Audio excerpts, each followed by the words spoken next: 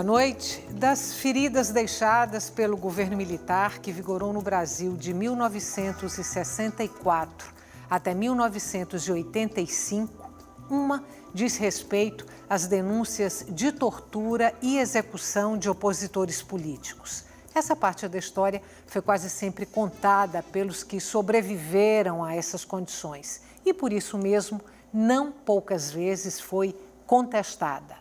Agora, um documento do primeiro escalão do governo norte-americano foi tornado público, reforçando a tese de que tortura e assassinato de opositores eram política de Estado. O documento produzido pela CIA, já liberado para consulta, é de 1974, primeiro ano de governo do general Ernesto Geisel.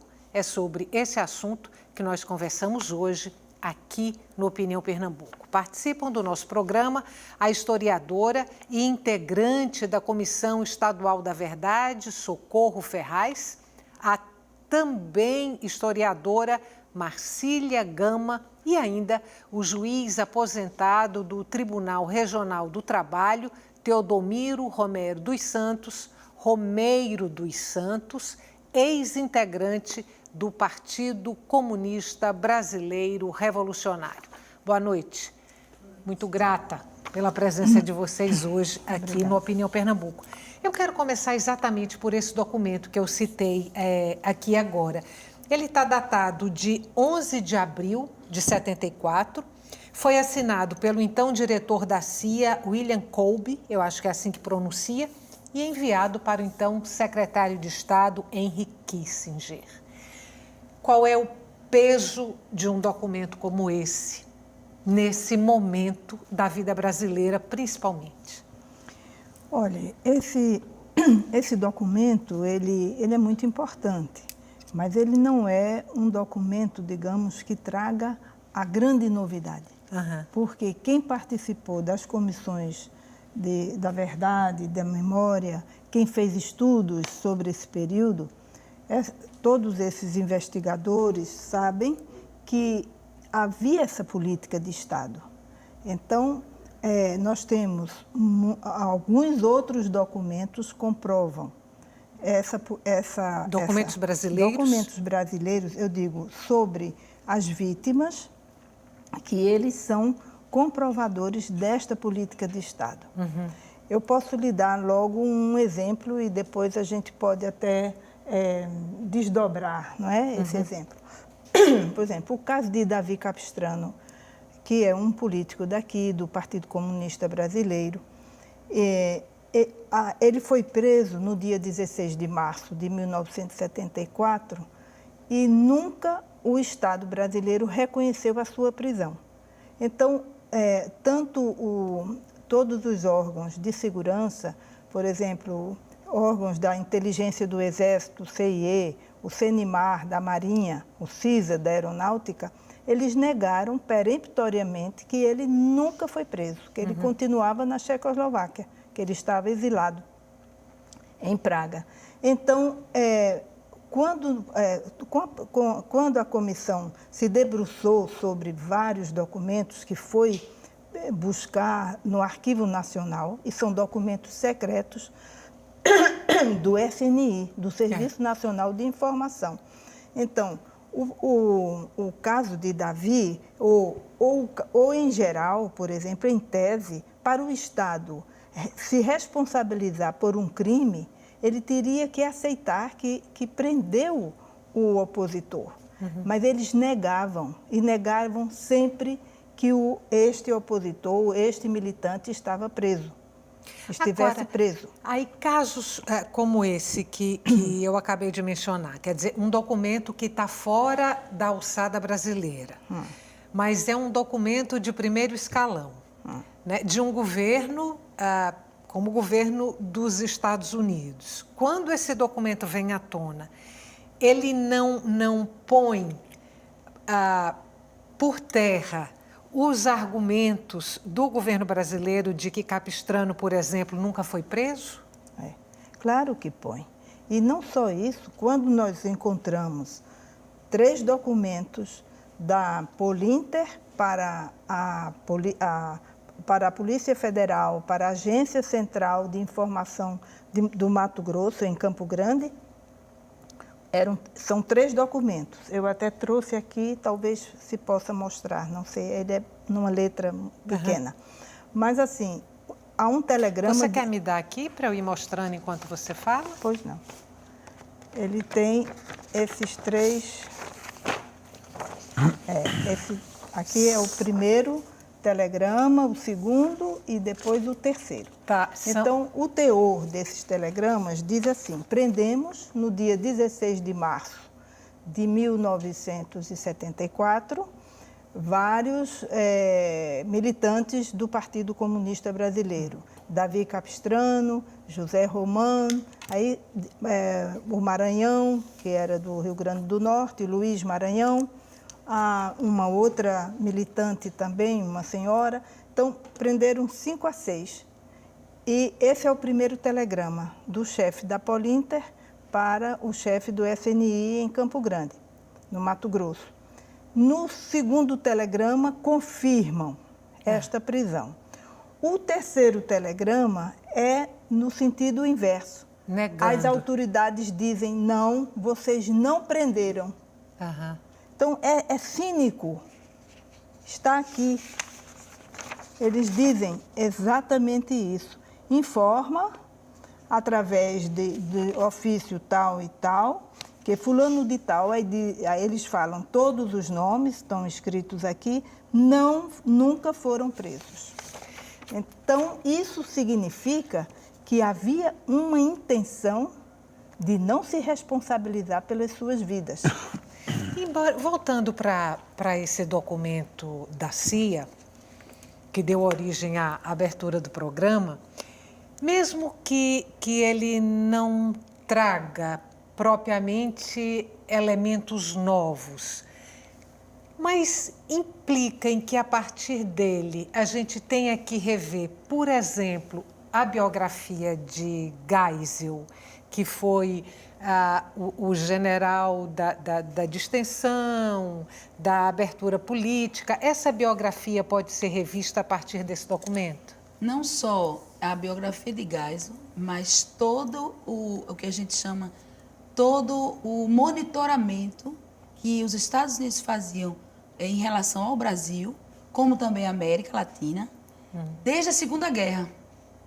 Isso é um fato assim que merece uma revisão historiográfica.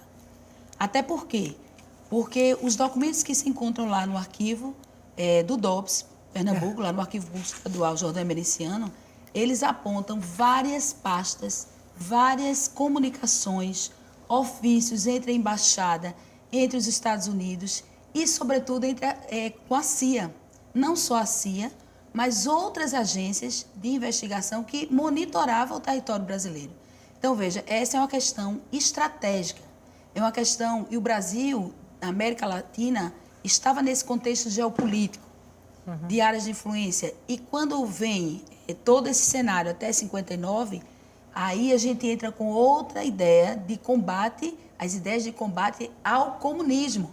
As ideias, em plena Guerra Fria, você tem todo um sistema operacional que vai atuar exatamente para o combate às ideias consideradas perigosas, comunistas, e em torno disso, todo um programa de segurança nacional é implementado no Brasil, com o apoio, inclusive de treinamento de agentes aqui, e isso vai desaguar numa revisão de toda a historiografia. Veja, durante todo esse período do regime militar, né, que se instalou no Brasil, toda a literatura que já se produziu, a investigação, os relatórios da Comissão Nacional da Verdade e a Comissão Estadual apontam esses indícios, mas isso também precisa ser aprofundado e exigido, inclusive, que os Estados Unidos remetam, como o próprio ministro colocou, remetam esses arquivos para o Brasil, tal qual foi feito com o projeto Resgate, por exemplo, que é trazer essa documentação referente ao período colonial brasileiro que existia na Torre do Tombe, no Conselho Histórico Tramarino. Por que não se faz a mesma coisa e pega esse resgate em relação a esse conjunto informacional que nos diz respeito.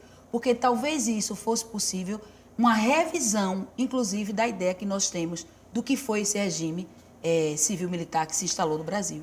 Teodomiro,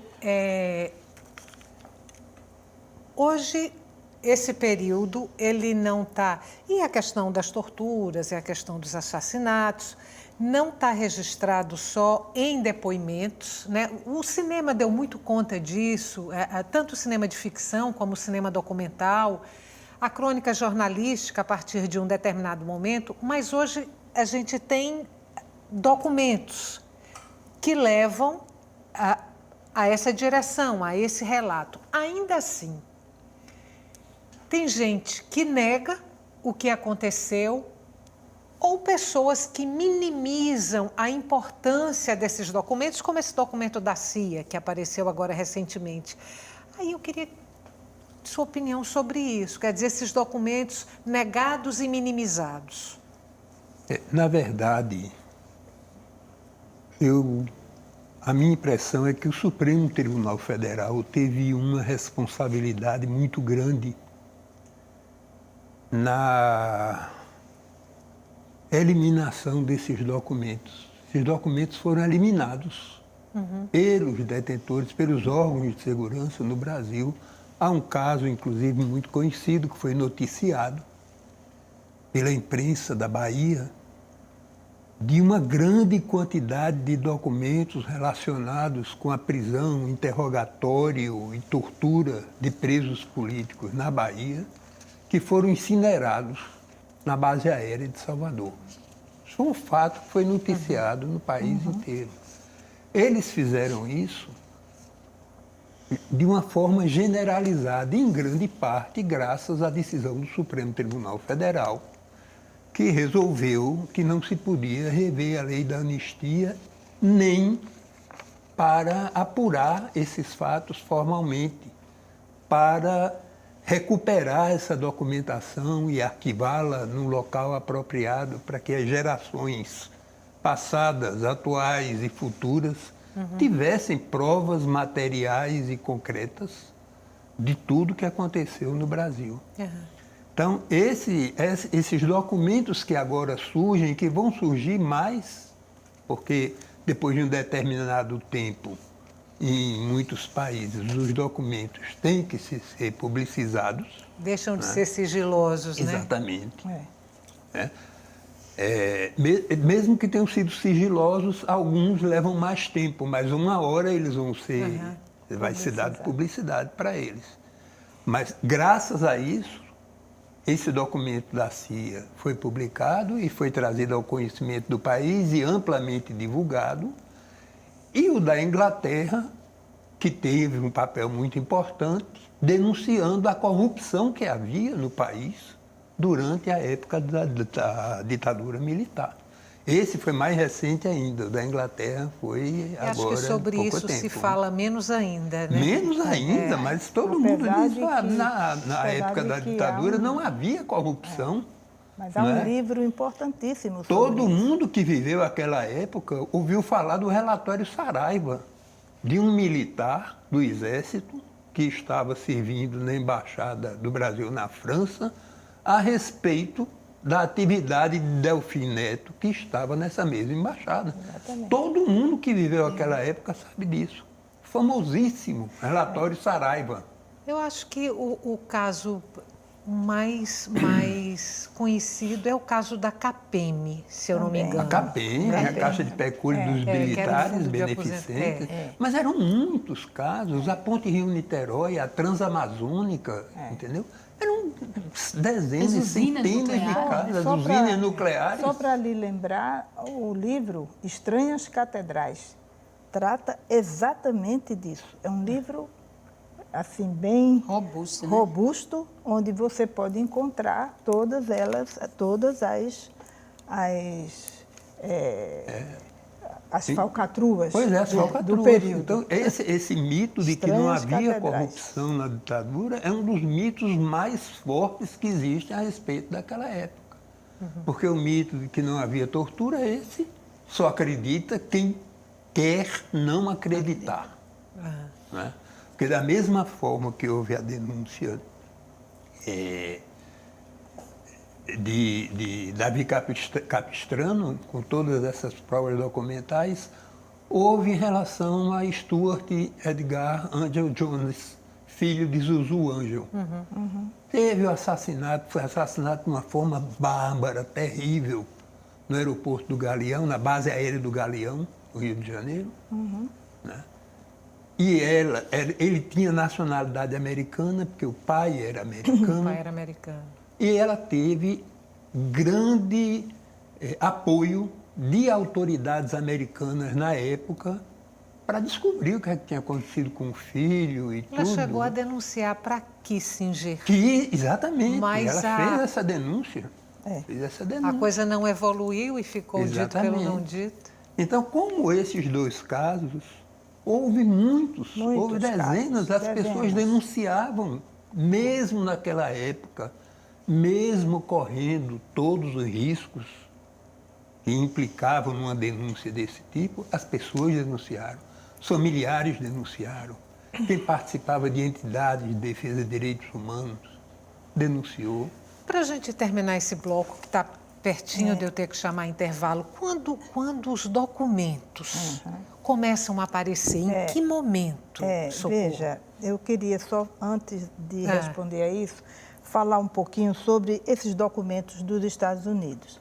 Eu acho que não será necessário ir buscar, porque esse projeto é um projeto do Gabinete de História do Departamento de Estado dos Estados Unidos. Eles já publicaram, já foram publicados 65 volumes das administrações Nixon, de 69 a 74, Ford, de 74 a 76, mais 32 volumes do governo Carter, de 77 a 88, e outros 49 volumes da gestão Reagan. E então, tudo sobre a política externa dos Estados Unidos.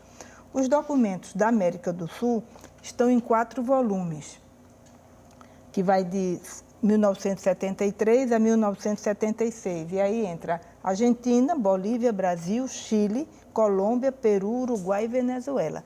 E vai ser interessante um pesquisador ver, porque não só a documentação com os Estados Unidos, mas entre esses países. Porque se deu exatamente, muitas ditaduras surgem na América do Sul e provavelmente os documentos vão se articular entre si. Inclusive Entendeu? na Operação Condor. Isso é Na Operação Condor. Na Operação Condor. Deixa eu te Exatamente. interromper para fazer um intervalo e a gente volta daqui a pouquinho. Nosso intervalo é curto, não saia daí.